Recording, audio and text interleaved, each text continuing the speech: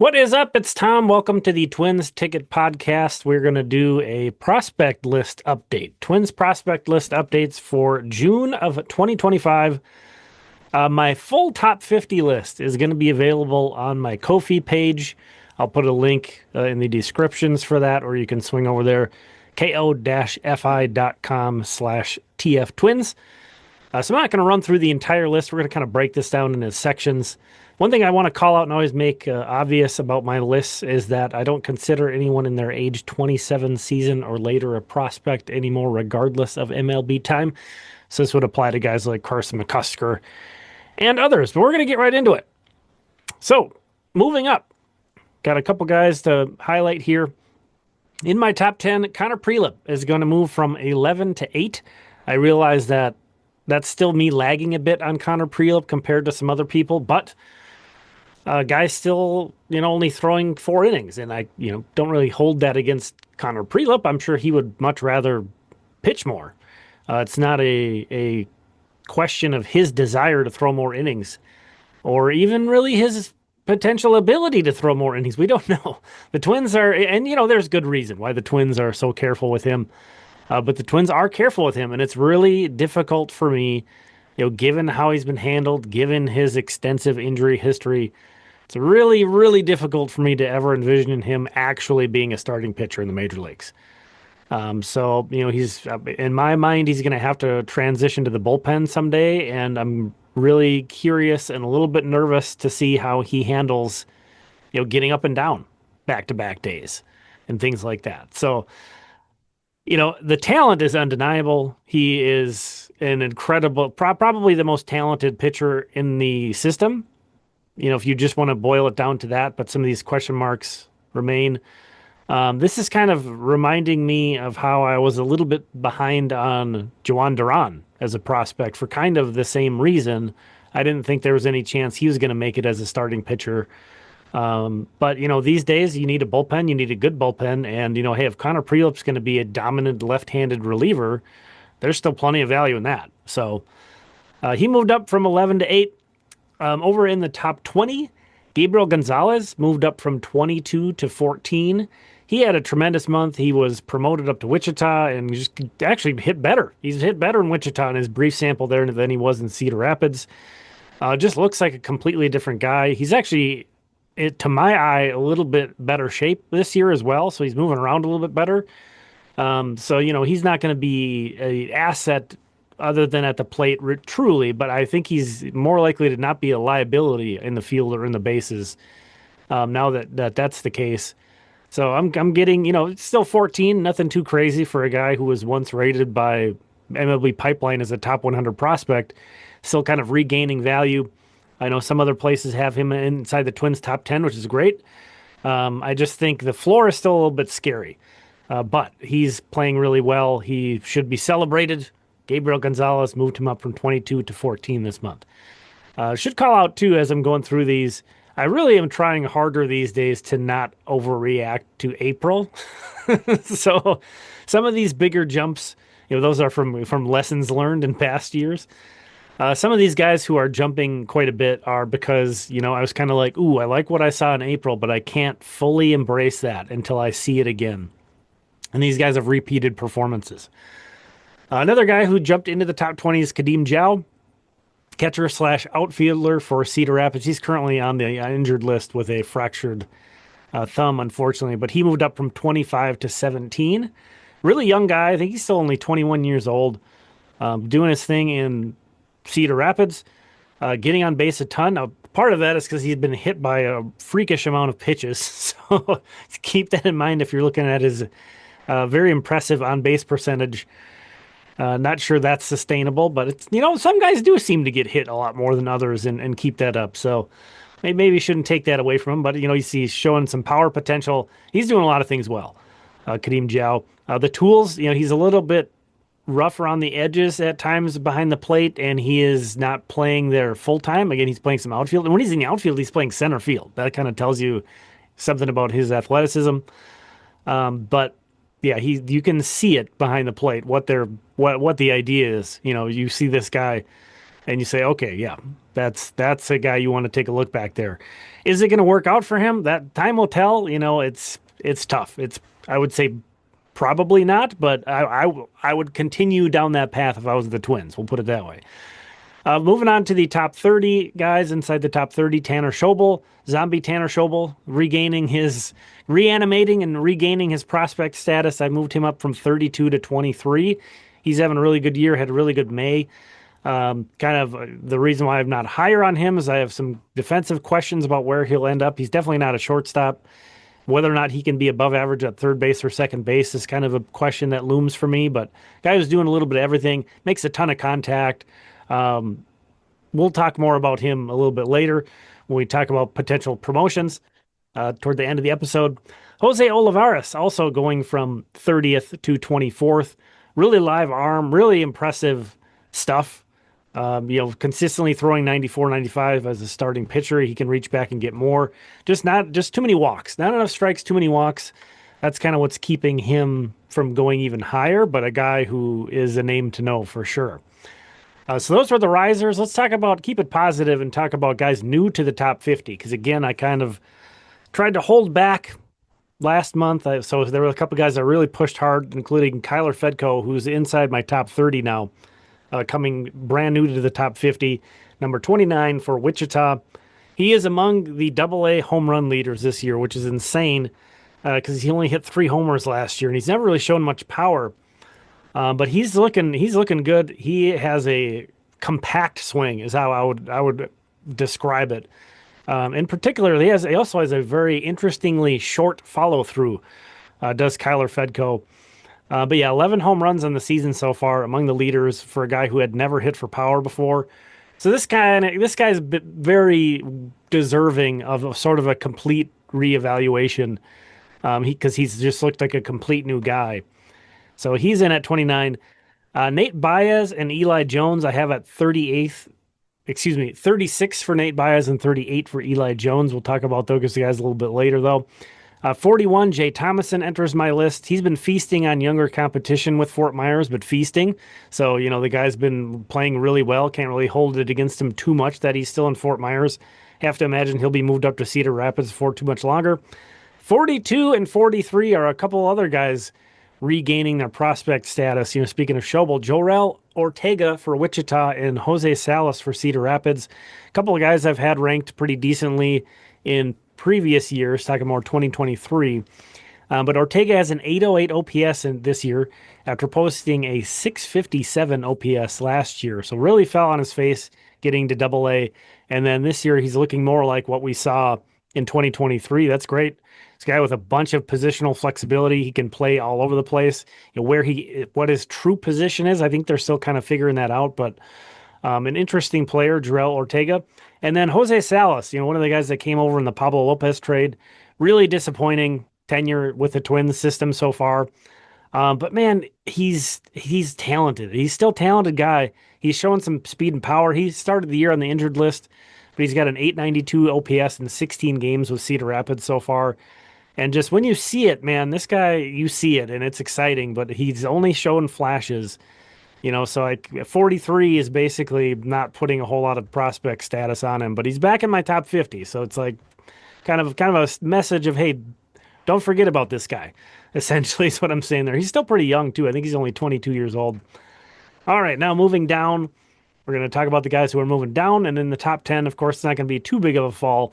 But the guy there is Andrew Morris, falling from number 5 to number 7. Some of that has to do with Morris kind of facing some adversity in AAA, is I guess how I would put it. But a big part of it is just that the two guys that moved above him were Kalen Culpepper, who's been incredible, and Dason Hill, who's looked amazing. So that movement is a lot more with those two guys moving up than it does Andrew Morris moving down, to be honest. Moving outside of the top 10, Eduardo Beltre continues to fall for me. I was so excited about him. Really fell in love with him.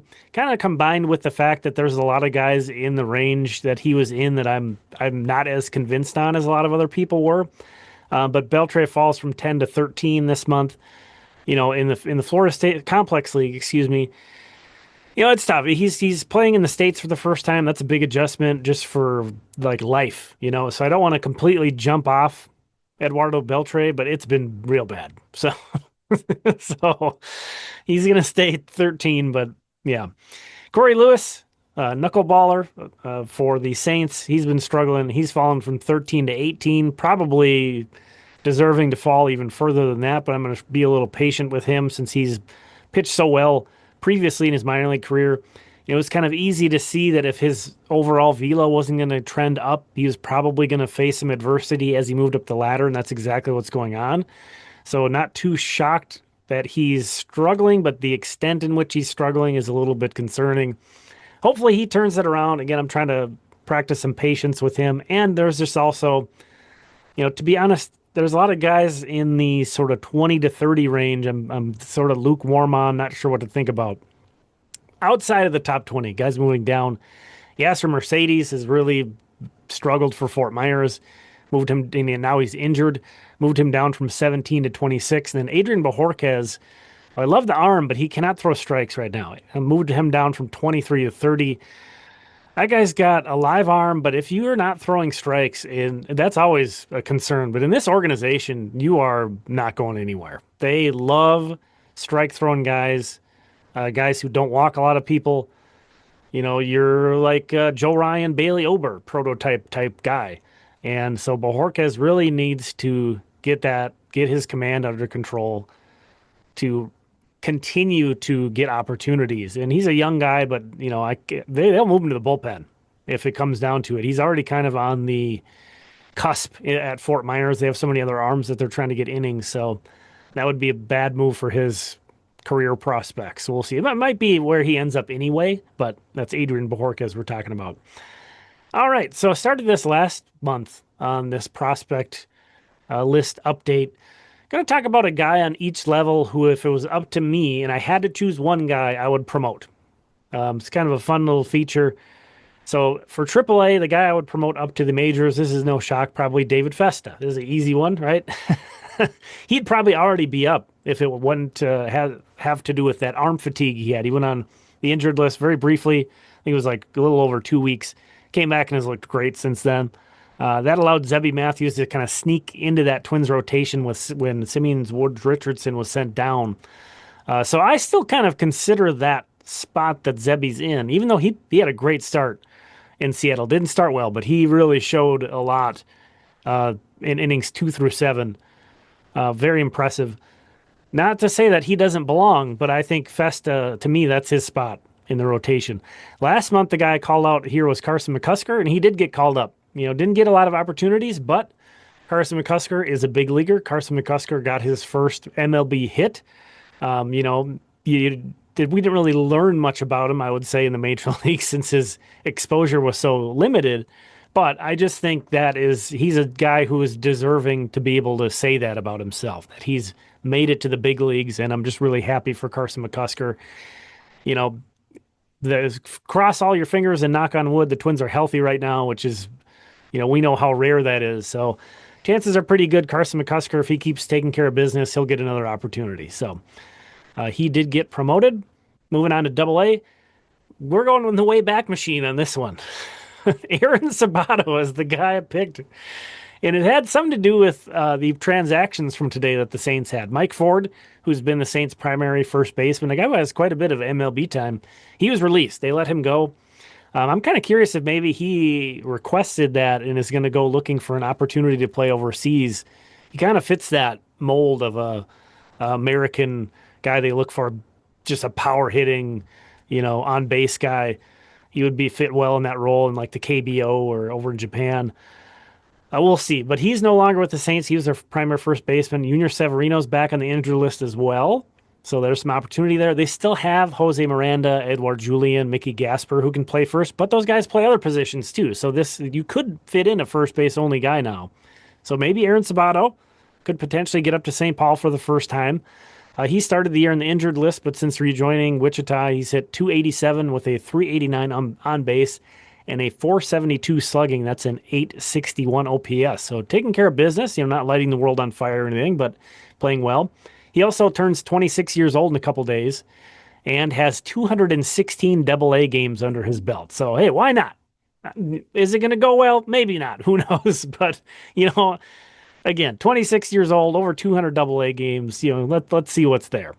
Last month, the guy featured for AA was Tanner Schobel, and he has not been promoted yet. So, he would. I tried to do no repeats, but if we were going to repeat a pick, I would take Schobel over Sabato. Kind of depends on what they need. And again, right now, it's hard to say they necessarily need a first baseman, but there's certainly more opportunity there than there might be for Tanner Schobel in terms of playing time. Moving on down to high A, the guy I would promote from Cedar Rapids to Wichita. Mentioned we were going to talk about him later. Nate Baez. He is hitting. Nate Baez has a 965 OPS. And this guy catches, but he's kind of a first baseman slash catcher. So maybe the reason why he's still in Cedar Rapids has to do with them trying to develop him more as a catcher. But he's played 121 games for Cedar Rapids, and he recently turned 24 years old. And the current Midwest League average age for hitters is just a little bit over 22. So he's old for the level. He's being very successful this year. Again, a 965 OPS. So why not move Nate Baez up to Wichita? You can always use some more catching help. And again, he's not like a full-time catcher. So I think you can still carve out space for him back there and then have him first base slash DH when he's not playing. Last month, the guy I highlighted in Cedar Rapids was Gabriel Gonzalez. And like McCusker, he did get called up. And he's been great. He's been really good. Again, we talked about him earlier, moved him up my prospect list inside my top 15 now. And just has been a really fun player to watch this year, Gabriel Gonzalez. Down to low A. The other guy I mentioned we were going to talk about later was Eli Jones. Jones was the Twins' 7th-round pick in last year's draft. He's been more solid than spectacular, nothing too crazy, but he posted a 3.74 ERA, 1.06 whip, and had a 3.5 strikeout to walk ratio in May. So definitely getting the job done, and he's gotten 5 or more innings in 7 of his 9 starts. That's a minor league workhorse in this org in particular. Thinking about some of the guys I've got on the prospect list, like Marco Raya and Connor Prelip, and there's more of guys who just don't go 5 even ever, hardly. So Eli Jones being in his first full professional season, going 5 or more innings in 7 of his 9 starts.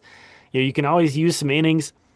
Cedar Rapids could use some guys that provide some length for sure, and he's pitched well. So I'd like to see him get moved up. Eli Jones, that was up to Cedar Rapids. I think he's ready for that. Last month, my pick here was Jay Thomason. He is still at Fort Myers. A part of that might be because he missed a little bit of time with an injury, but he's back again. Jay Thomason, again, this is the guy who's been feasting on that lower. He's a little old for that level. I'd like to see him get up to Cedar Rapids as well. So, all right, that's going to wrap it up. Again, if you want to see my entire updated top 50 Twins prospect list for June, that is on my Ko-fi page, ko-fi.com/tftwins. But thanks for checking this one out. I really appreciate you. We'll talk again soon.